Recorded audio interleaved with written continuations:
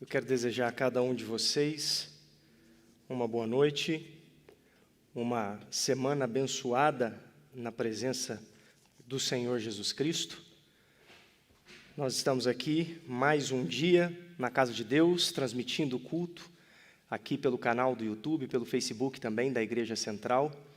No próximo sábado nós já nos reuniremos aqui com um grupo de pessoas, como foi dito e bem explicado ontem pelo pastor. E você faça planos para que esteja aqui na igreja, para que participemos juntos desses momentos de louvor e enaltecimento do nome do Senhor. Eu quero convidá-lo a orarmos nesse momento, mais uma vez, pedindo a presença do Espírito Santo entre nós. Oremos. Bondoso Deus, eterno Pai, a Tua misericórdia, Senhor, é maravilhosa. Nós louvamos a Ti pela Tua bondade, pelo Teu longo ânimo, pela Tua paciência e pela Tua misericórdia com todos nós. Todos nós somos seres humanos limitados, mas nós pedimos que o Espírito Santo trabalhe no nosso coração nesse momento, tirando qualquer tipo de preconceito que possa haver, tirando qualquer tipo de mácula, qualquer tipo de sentimento ruim, trazendo apenas a presença do Senhor Jesus Cristo ao nosso coração. Que o Espírito Santo trabalhe no nosso coração, fazendo dele uma terra boa, que a semente da Tua palavra a ser lançada, Pai, ela possa crescer, possa germinar, crescer e frutificar. Obrigado por nos ouvir, em nome de Jesus. Amém. Bom, ontem, como eu havia anunciado, o tema da nossa mensagem de hoje é Antiga Rebelião, Novos Adeptos. E eu convido você para que você pegue a sua Bíblia, mesmo estando em casa, para que você possa manusear a sua Bíblia e conferir os textos que nós vamos ler. E quem sabe também poder anotar as referências e depois estudar com um pouquinho mais de tempo e de oração. Eu convido você a abrir a sua Bíblia em 1 Coríntios, no capítulo 10. Primeira carta de Paulo aos Coríntios, nós vamos ler o capítulo 10, do verso 1 ao verso 11. Na minha versão eu leio o seguinte: Além disso, irmãos, eu não quero que ignoreis que todos os nossos pais estiveram debaixo da nuvem e todos passaram pelo mar.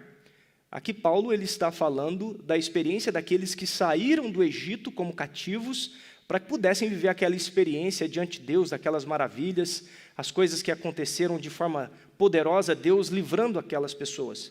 Verso 2: E todos foram batizados em Moisés na nuvem e no mar. E todos comeram do mesmo alimento espiritual, e beberam todos de uma mesma bebida espiritual, porque eles bebiam da rocha espiritual que os seguia, e a rocha era Cristo. Verso 5: Mas de muitos deles Deus não se agradou, pois ficaram estendidos no deserto. Ora, estas coisas foram exemplos para nós, a fim de não cobiçarmos coisas más como eles cobiçaram. Nem sejais idólatras, como foram alguns deles, conforme está escrito: o povo assentava-se para comer e a beber, e levantava-se para se divertir. Nem cometamos fornicação, como alguns deles cometeram, e caíram em um dia 23.000. Nem tentemos a Cristo, como alguns deles também tentaram, e foram destruídos pelas serpentes.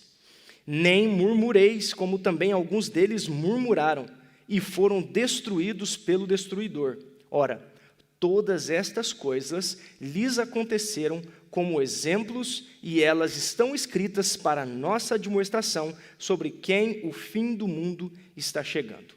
Bom, a irmã White, no livro Patriarcas e Profetas, na página 293, ela comentando a respeito desse verso 11 aqui, de 1 Coríntios, capítulo 10, o verso 11, ela diz o seguinte: A história da vida de Israel no deserto foi registrada para o benefício do Israel de Deus até o final do tempo.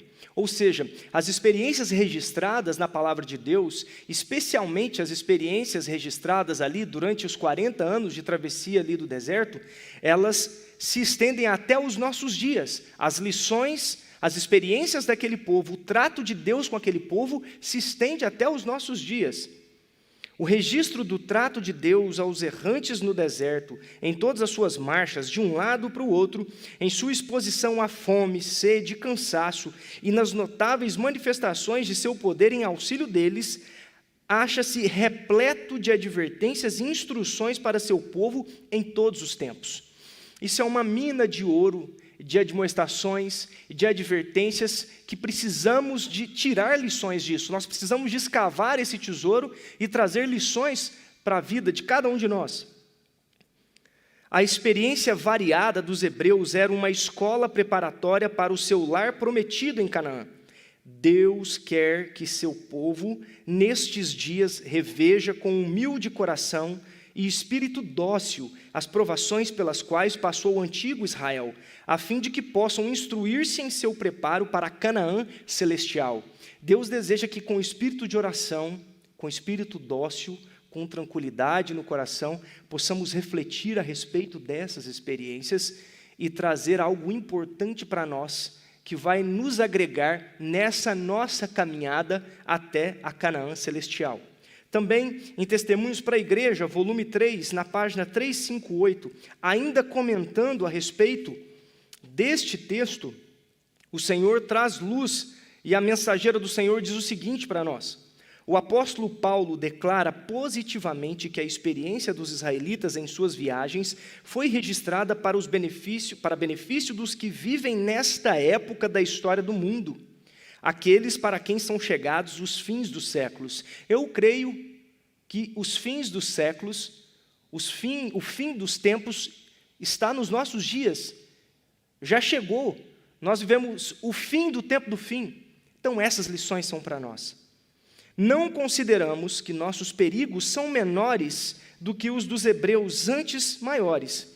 Haverá tentações para ciúmes e murmurações, e haverá franca rebelião, tais como se acham registrados acerca do antigo Israel. Sempre haverá o espírito de insurgir-se contra a reprovação de pecados e ofensas. Silenciará, porém, a voz da repreensão por causa disso? Se assim for, não nos encontramos em melhores condições do que as várias denominações de nossa nação, as quais temem tocar nos erros e nos pecados dominantes entre o povo. Se nós tivermos medo de tocarmos em certos assuntos, nós não nos diferenciamos de outras religiões. Nós nos fazemos iguais a essas outras religiões, porque o nosso papel é nos prepararmos como povo, nos ajudarmos uns aos outros nessa caminhada, trazendo luz a certos pontos, para que possamos juntos chegar até a Canaã celestial. No comentário bíblico adventista, lá na página 817, quando o comentário bíblico adventista vai tratar sobre a expressão do verso 10, nem murmureis, ela está querendo se referir ali, o texto bíblico, segundo o comentário bíblico adventista, ele se refere a duas murmurações que trouxeram morte para o povo. A primeira delas está lá em Números 13, 14, que é quando os espias voltam de Canaã, de ter olhado ali a terra, depois daqueles 40 dias, e o segundo momento está no capítulo 16 de Números, na rebelião suscitada por Coré, Datã e Abirão.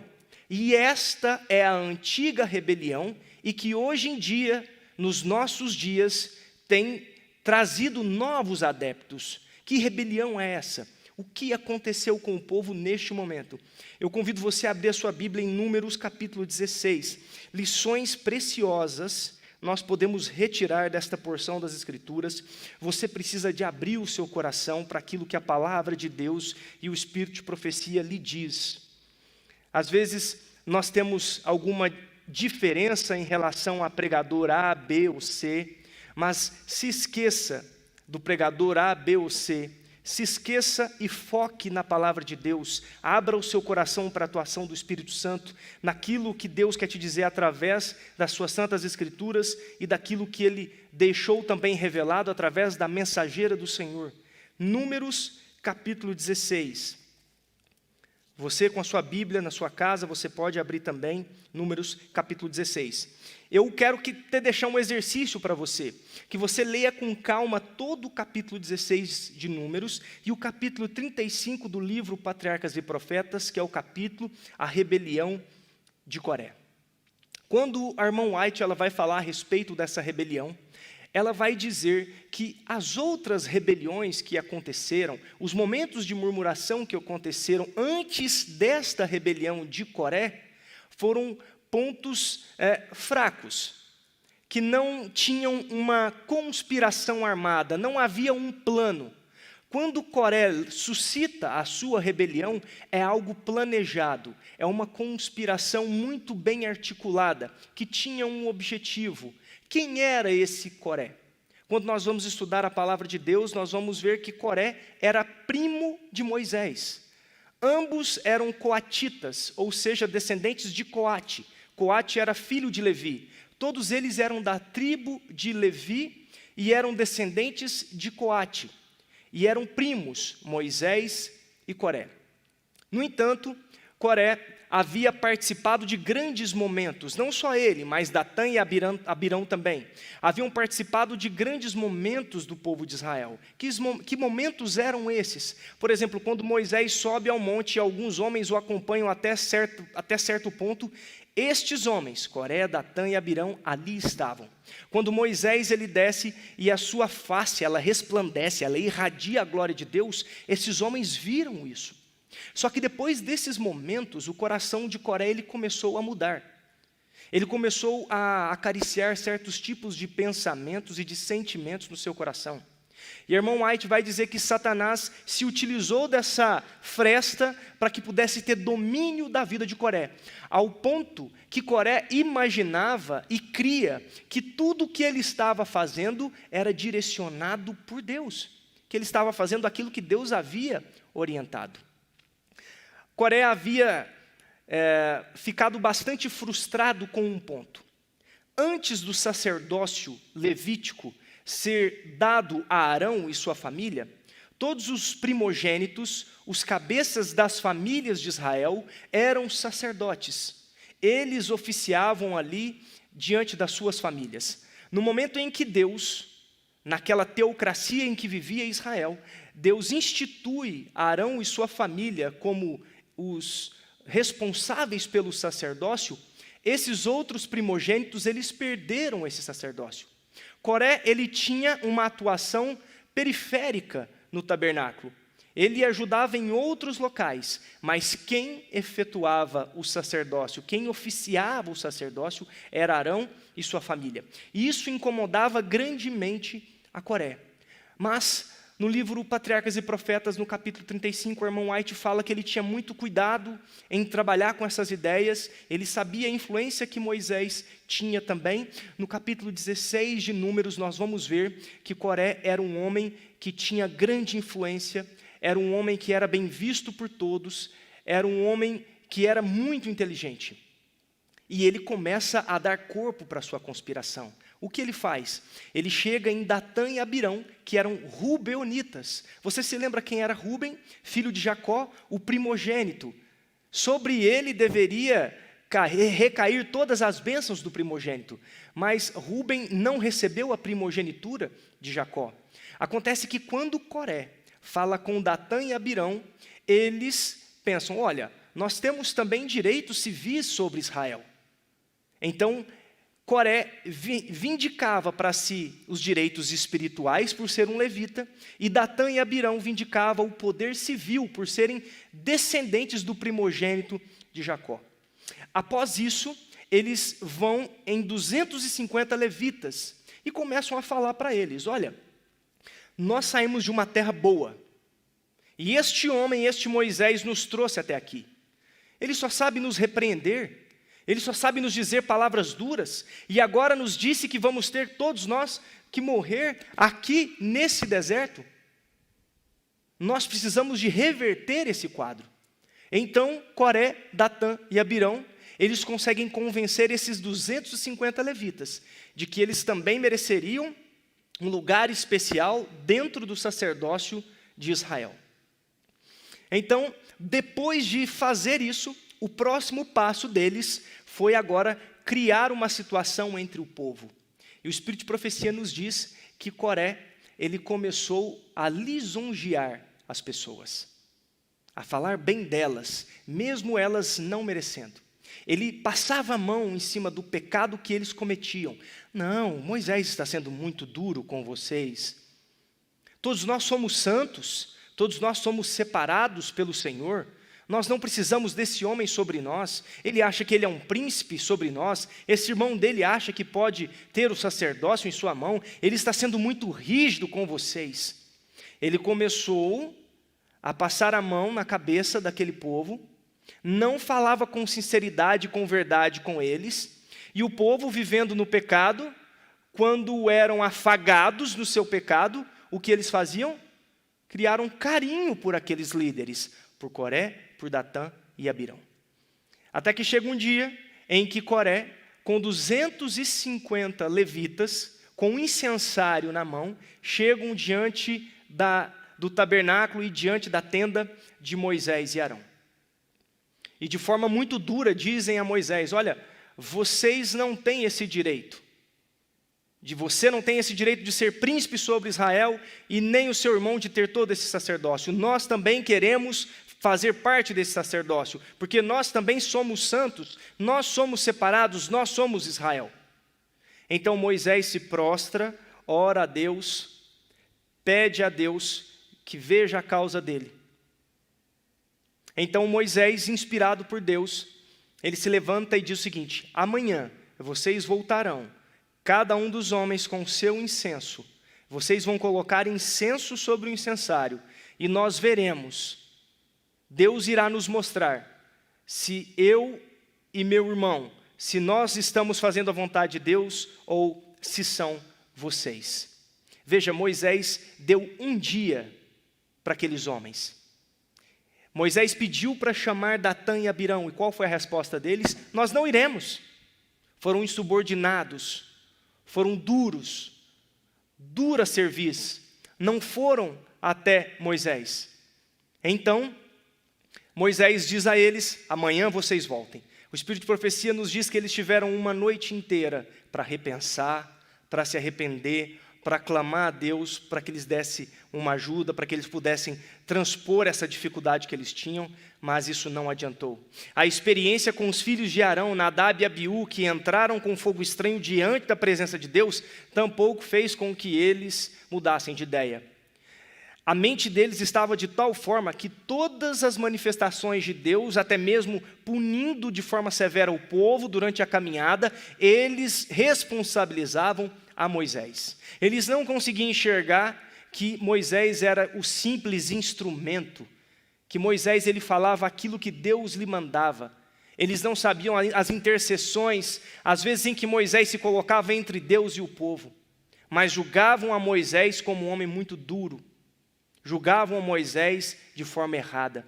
E julgando a Moisés de forma errada, eles julgavam na verdade a Deus. No dia seguinte eles voltam, Coré e mais 250 levitas. Então o Senhor se manifesta no tabernáculo e diz para Moisés: eu vou consumir esse povo.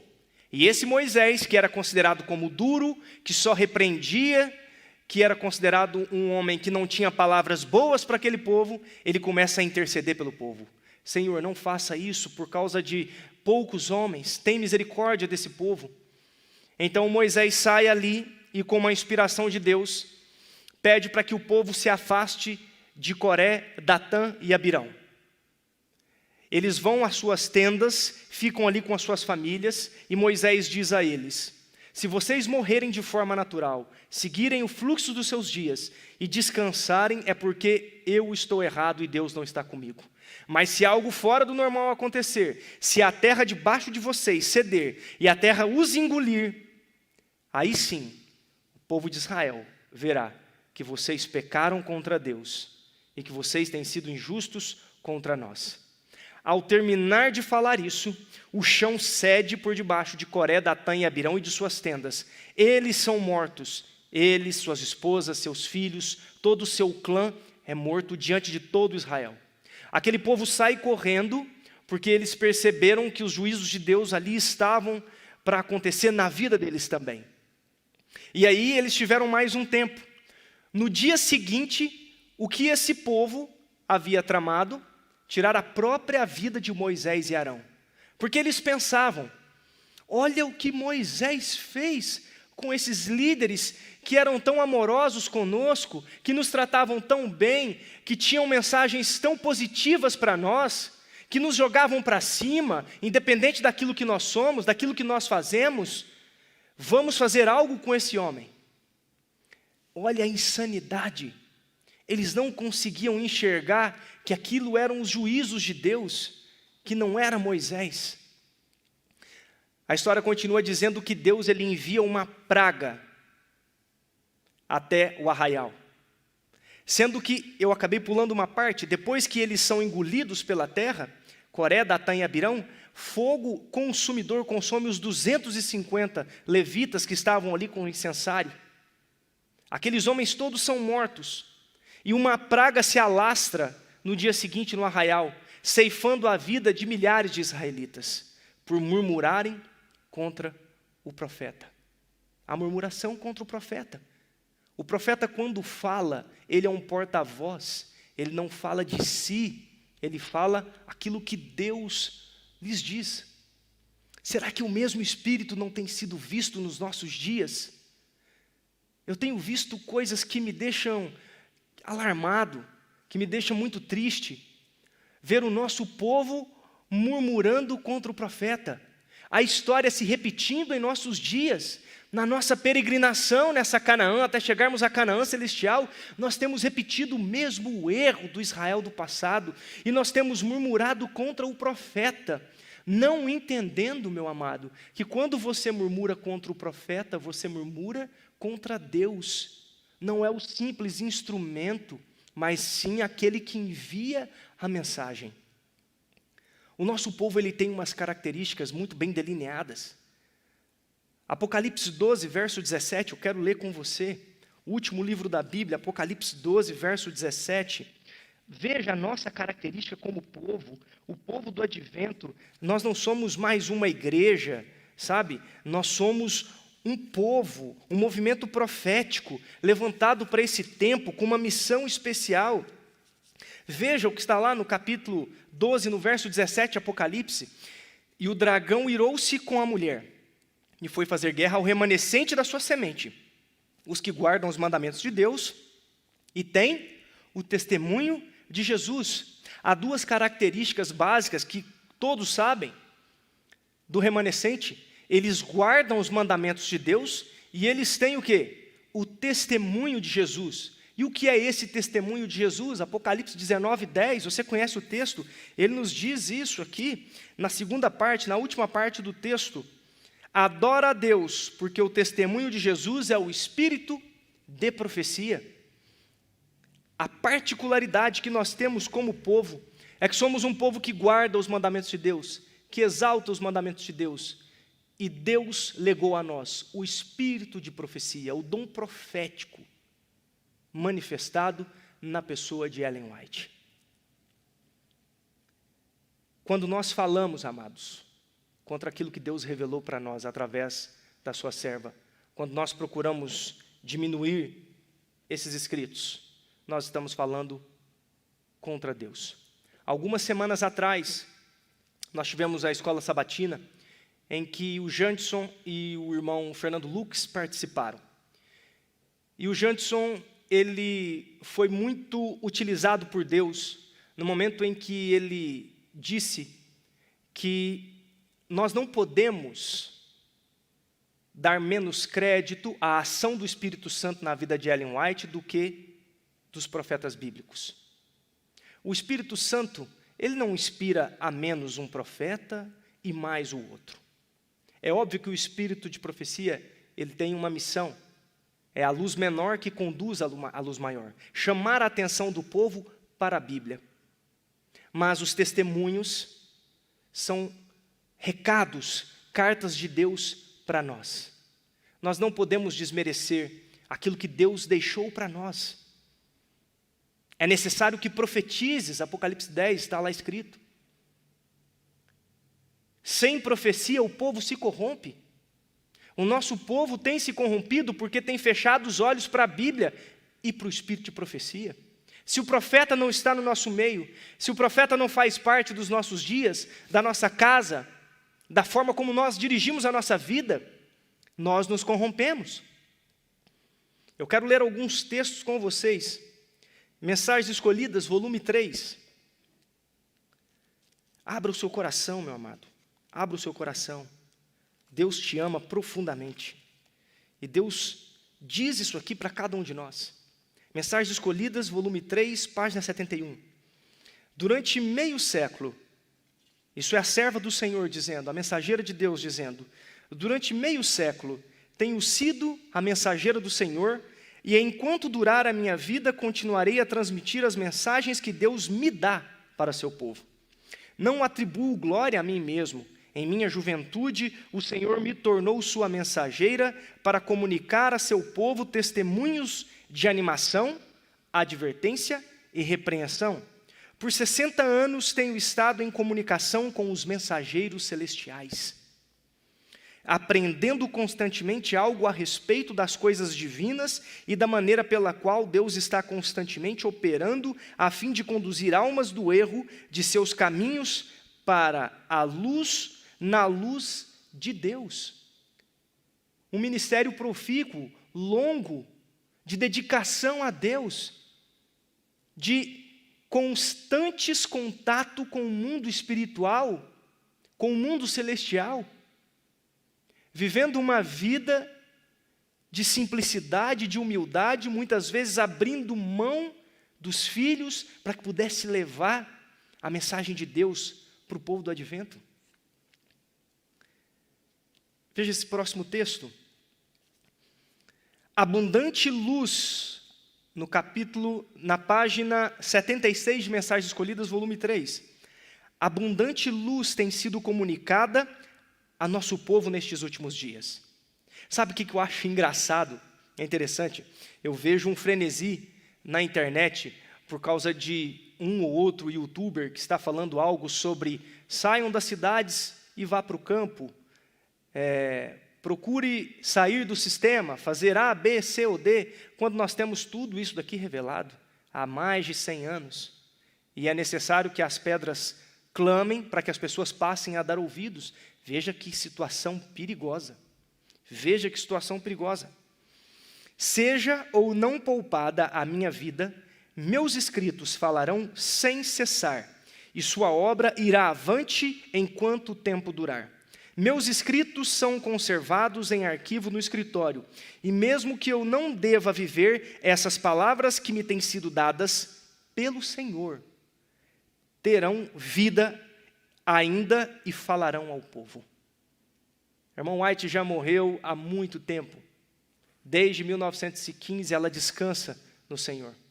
Há mais de um século. E as palavras ainda continuam a falar. Porque Deus deixou isso para os nossos dias. Para todos nós que fazemos parte do movimento do advento.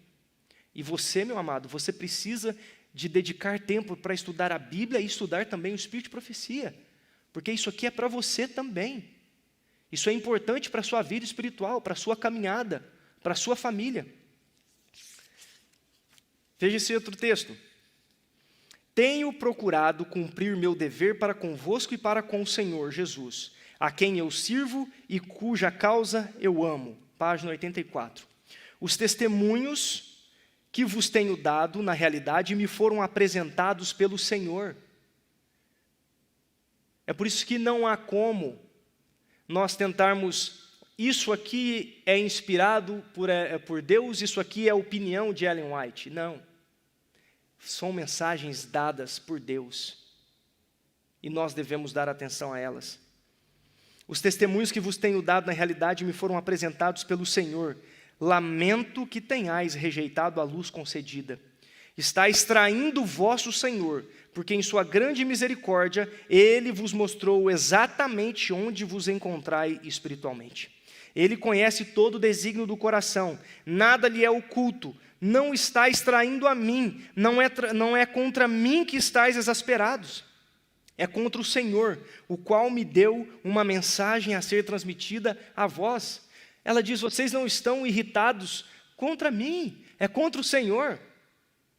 Quando alguém vai falar sobre uma mensagem que você não aceita, que seu coração começa a bater forte, você veementemente rejeita, não é contra aquela pessoa, ou porque ela abre a Bíblia, ou o Espírito de profecia, você está rejeitando o Senhor, não o mensageiro.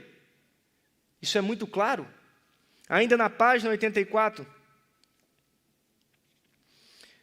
uma coisa é certa: os adventistas do sétimo dia, que se colocam sob o estandarte de Satanás, abandonarão primeiro sua fé nas advertências e repreensões contidas nos testemunhos do Espírito de Deus. Aqueles que dizem, eu não leio o Espírito de profecia, eu não creio, Ellen White foi para o tempo dela, eu creio somente na Bíblia. Queridos, se você está nessa situação, você está sob o estandarte de Satanás. Se você desacredita, se você é incrédulo em relação aos testemunhos do Espírito de profecia, você não está sob o estandarte do príncipe Emanuel, mas sob o estandarte do príncipe das trevas. Não fique com raiva de mim porque eu estou dizendo isso. Não fique irritado. Não desligue o computador. Não desligue o celular. Não saia dessa transmissão. Peça a Deus para lhe mostrar, para lhe ajudar. Todos nós passamos por momentos de dúvida, mas nem por isso nós precisamos de desacreditar das coisas. Nós precisamos de pedir auxílio de Deus para que Ele nos mostre. E Ele vai te confirmar, tenha certeza disso. Você vai ser abençoado, porque Deus vai derramar luz sobre a sua vida e você vai abraçar essa luz, em nome de Jesus, e você vai progredir espiritualmente. Eu tenho certeza disso. Eu quero ler mais alguns textos. Não quero que você se assuste com a quantidade de texto ou de livros que eu trago aqui. Sinceramente, um pregador jamais deveria ser criticado por trazer livros do Espírito de profecia ao púlpito.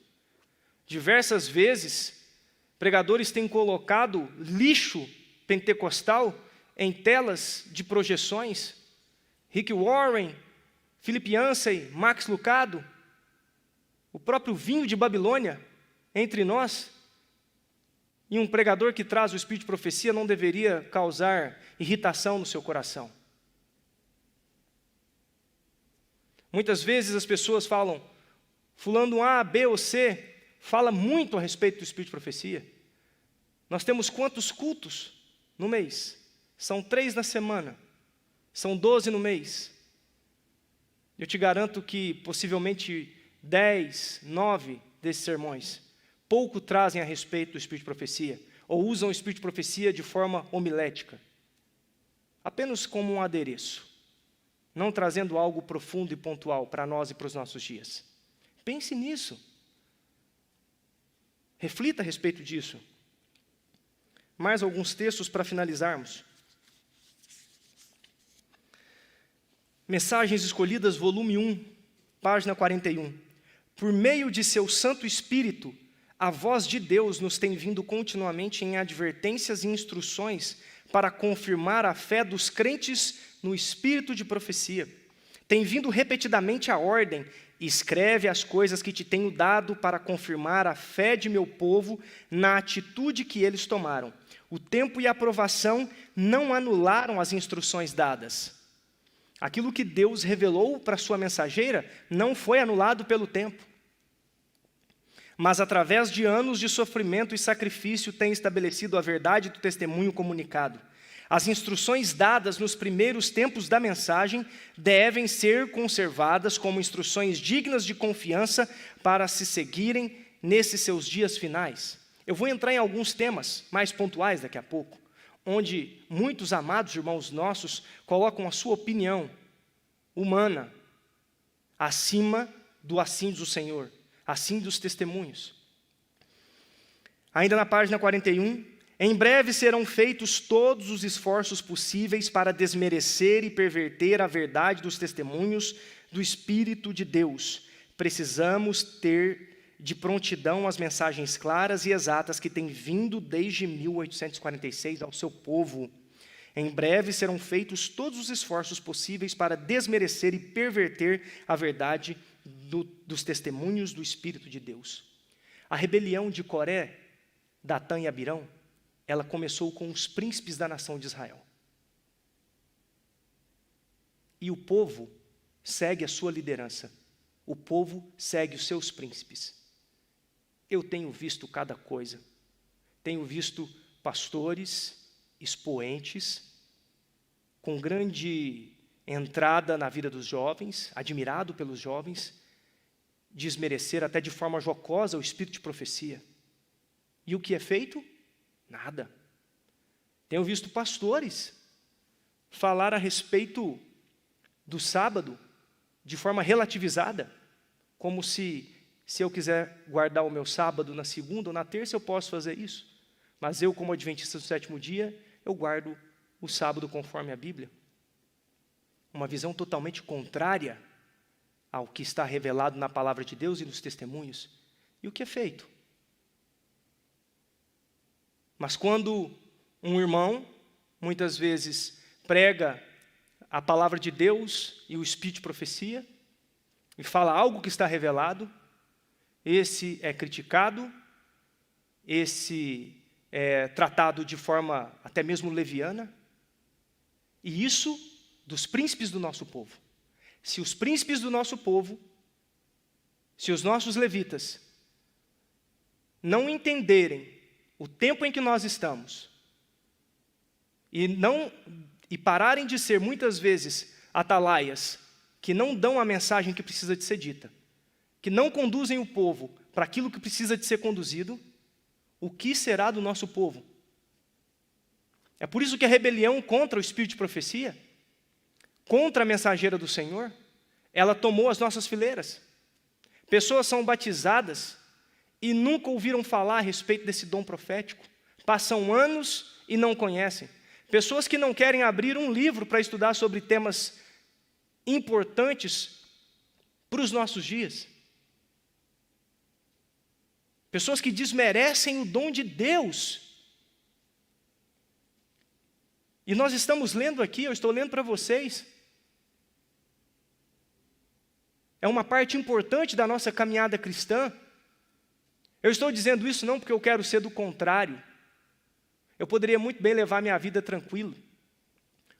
Quantas vezes nós, que temos uma postura mais conservadora, fundamentalista, na Bíblia, no espírito de profecia, recebemos críticas, pessoas viram a cara para nós, param de conversar conosco, nos criticam, por causa do nosso posicionamento. Eu poderia levar minha vida tranquila, olhando para minha família, e não me importar. Mas eu me importo com você, meu irmão. Eu não posso ser um cão mudo. Custe o que custar, eu não posso ser um cão mudo. Nós precisamos de falar a verdade para os nossos dias. E a verdade para os nossos dias está contida na Bíblia e tem uma vasta iluminação dela no espírito de profecia. E eu não posso desmerecer isso.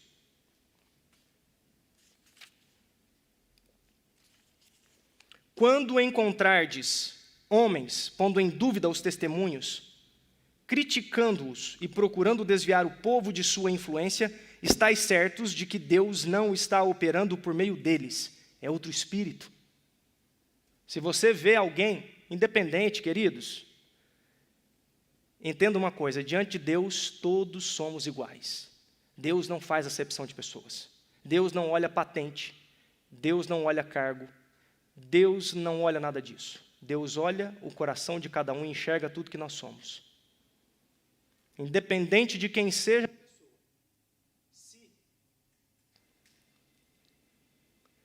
Só um momento, eu vou pegar o microfone. Nós estamos com um problema técnico.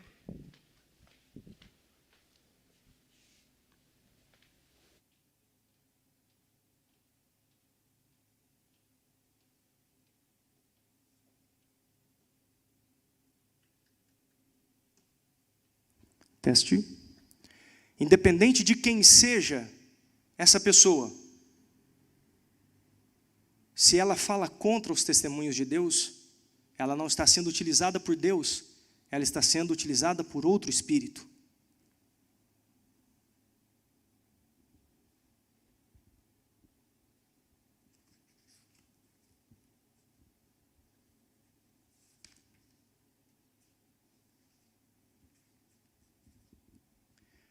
O último engano de Satanás, página 48, Mensagens Escolhidas, volume 1.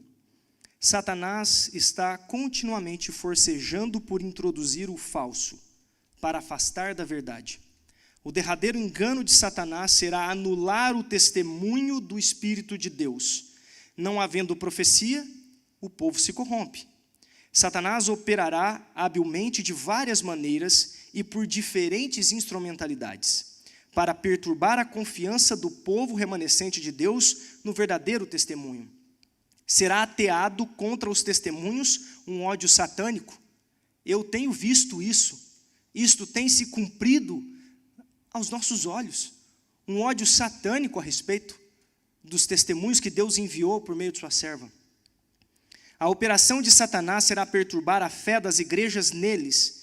Por esta razão, ele não pode achar caminho tão fácil para introduzir seus enganos e prender as almas em seus embustes, se as advertências e repreensões e conselhos do Espírito de Deus forem atendidos. Veja, se os conselhos contidos no Espírito de profecia, eles forem atendidos, o que acontecerá conosco? Nós estaremos mais fortalecidos contra as artimanhas de Satanás. E queridos, por que nós entramos muitas vezes nesse embate? Nós entramos nessa seara muitas vezes, porque essa rebelião que ganha novos adeptos a cada dia, ela é suscitada porque há uma luta constante entre a supremacia de Deus na vida de cada um de nós e a supremacia do nosso eu. Quando nós vamos falar a respeito de alimentação, por exemplo, nós tocamos num ponto sensível, não deveria ser assim. Pessoas que não são adventistas têm sido abençoadas e curadas simplesmente pela aplicação dos 8 remédios naturais de Deus em suas vidas. E nós temos visto o nosso povo doente. Nós não podemos tocar em alguns pontos sensíveis. Nós não podemos falar a respeito do café, sendo que no livro Conselhos sobre Regime Alimentar, Deus diz para a serva do Senhor que café é pecado. Você é muito extremista, fundamentalista para dizer isso? Meu querido, se você não sabia, agora você está sabendo. Se você estiver tomando, agora a coisa complicou para você. Então você já está sabendo. A gente não pode tocar em determinados pontos do regime alimentar e você vai dizer, legalista. Se nós falamos sobre a educação dos filhos, os filhos são criados soltos, deixando com que a televisão, deixando com que os vídeos, os filmes, as plataformas possam educar os seus filhos. Seus filhos não, os filhos de Deus, porque você é só um tutor. Quem é o pai deles é o Criador, você não. E muitas vezes você não merece nem o presente que Deus te deu, da forma como você cria o seu filho. Nós não podemos falar sobre reverência na casa de Deus. Os filhos que não são educados em casa, muitas vezes, fazem uma balbúrdia dentro da igreja, e a gente tem que ficar quietinho, senão espanta a pessoa, e a pessoa vai ficar triste. Meu querido, por favor, somos todos adultos, a luz está aí para que nós nos debrucemos sobre ela, e nós não podemos falar nisso, e isso está ali tudo muito bem traçado no Espírito de Profecia, sobre a estrutura familiar, sobre o sacerdócio do esposo em casa, sobre namoro. Quantos casais de namorados que vivem em fornicação, e muitas vezes os pais sabem ou desconfiam e não chamam os filhos para ter conversa nenhuma, e os filhos estão vivendo em pecado constante. E muitas vezes eu me pergunto, será que Deus faz parte das nossas reuniões? Porque se Deus não foi com Israel na batalha contra Ai, por causa do pecado de Acã, eu não sei. Pela forma deliberada que temos vivido. E por quê? Porque nós anulamos o espírito de profecia dentro do nosso povo. E o nosso povo tem se corrompido. Adoração. Música. Nós nos tornamos refém dos músicos. Os músicos sabem mais de música do que o próprio Deus. Eu não entendo isso. Vida no campo, esse agora é o tema do momento. Vida no campo. E aí nós vemos expoentes falando algo que está contrário algo que explicitamente está dito no Espírito de Profecia. Todo adventista deveria morar no campo.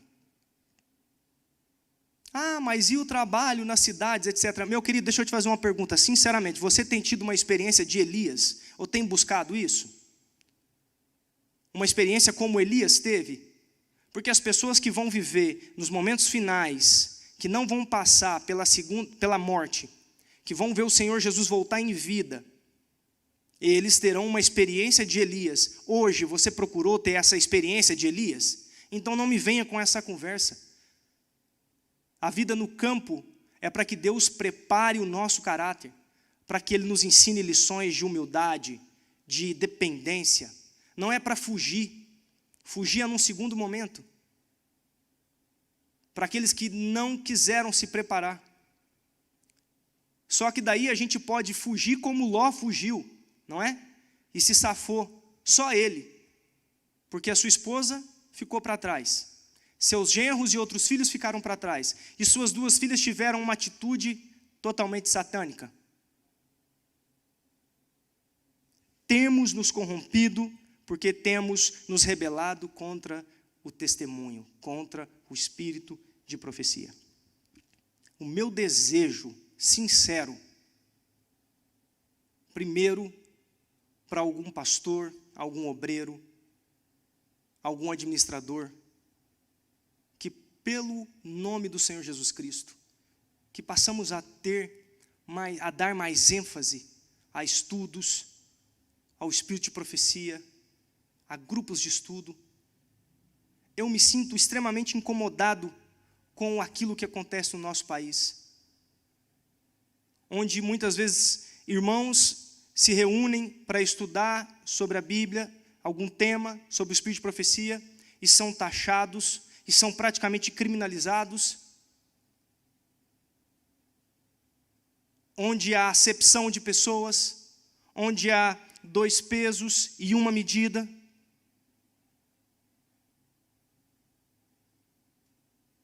Muitas vezes, quem tem uma condição financeira maior ou melhor, não seria tratado como um irmão que não tem a mesma condição. Deus não faz acepção de pessoas. Todas essas coisas, elas têm acontecido no nosso meio, porque nós temos deixado o nosso primeiro amor. Nós temos deixado a Bíblia de lado. Nós temos ridicularizado o espírito de profecia. E nós temos nos desviado de Deus. E o meu primeiro apelo são para os nossos levitas. Não estou dizendo do nosso pastor, graças a Deus, essa igreja aqui é uma igreja, esse distrito é um distrito que sempre recebe bênçãos. E o nosso pastor Djalma é mais uma bênção. Não estou dizendo para ninguém específico, mas estou fazendo um apelo de um membro leigo, para que a nossa liderança cada vez mais dê atenção a esses pontos, porque o nosso povo tem se descaracterizado de forma horrível. Pessoas que não parecem ser adventistas do 7º dia. Não estou falando por causa de vestimenta e simplesmente por causa de alimentação, mas no cotidiano, na forma de levar a vida. E isso tem acontecido porque nós temos nos corrompido pela falta da profecia. Aos líderes de igreja, aos anciãos, aos diáconos, que passem a estudar mais, todos nós, e para o nosso rebanho, para os nossos irmãos. Eu disse isso no meu último sermão, aqui no dia 19 do mês passado. Não terceirize a sua salvação. Não terceirize. Dedique tempo para se aprofundar nas coisas de Deus. Não faça parte dessa rebelião. E se você tem se rebelado contra as mensagens que o Senhor envia, ou enviou por meio da sua serva, eu te apelo para que você abra o seu coração para Deus.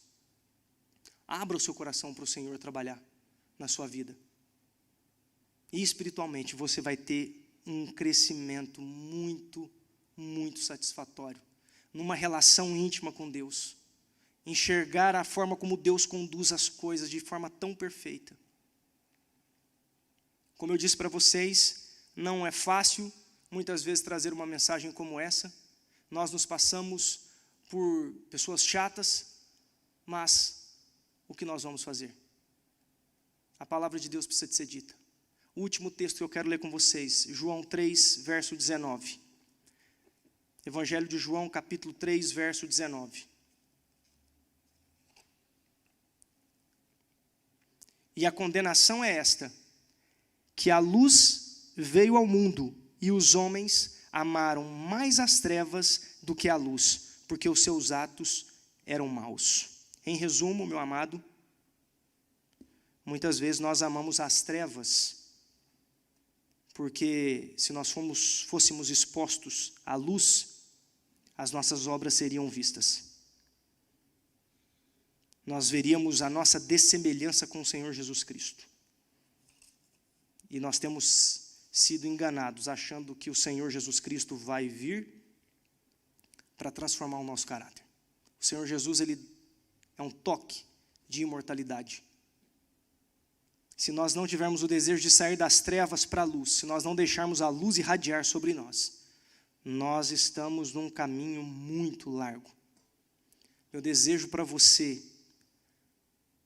com a maior sinceridade, é de que juntos possamos crescer, juntos possamos aprender uns com os outros, mas tendo a Bíblia e o Espírito de profecia como base. O meu desejo para você é ver você e a tua casa salvos, entregues ao Senhor Jesus Cristo, com a cabeça em pé quando Ele voltar. Todos os nossos pastores, os nossos líderes, os nossos administradores, todos nós. Que Deus te abençoe. Que Deus, nesta semana, envie todos os dias o Espírito dEle para te incomodar, para que você abra o seu coração para algo que esteja fechado. Que Deus te abençoe, meu irmão, minha irmã. Que Ele te guie durante esta semana. Eu quero convidar você para que façamos uma oração. Senhor nosso Deus, te agradecemos, Pai, pela Tua palavra, pelas mensagens que o Senhor mandou através dos testemunhos. Senhor, muitas vezes pode ser pela nossa cultura, pela forma como as coisas têm sido conduzidas, nós não sabemos, mas muitos de nós fecharam o coração para as mensagens que o Senhor deixou através da sua serva. Senhor, se houve alguém que ficou chateado com essa mensagem, que ficou irritado, que às vezes nem terminou de ouvir a mensagem, eu te peço, Pai, em nome do Senhor Jesus Cristo, que o Senhor visite essa pessoa e que esta semana ela tenha uma experiência íntima com o Senhor, uma experiência em que ela possa, de alguma forma, ter um contato com os testemunhos e que este contato possa crescer cada vez mais. Nós pedimos uma bênção de saúde, uma bênção espiritual para cada um dos que nos acompanham neste momento pela internet. Que o Senhor se faça presente entre nós, Pai, ao longo desta semana. Em nome de Jesus. Amém.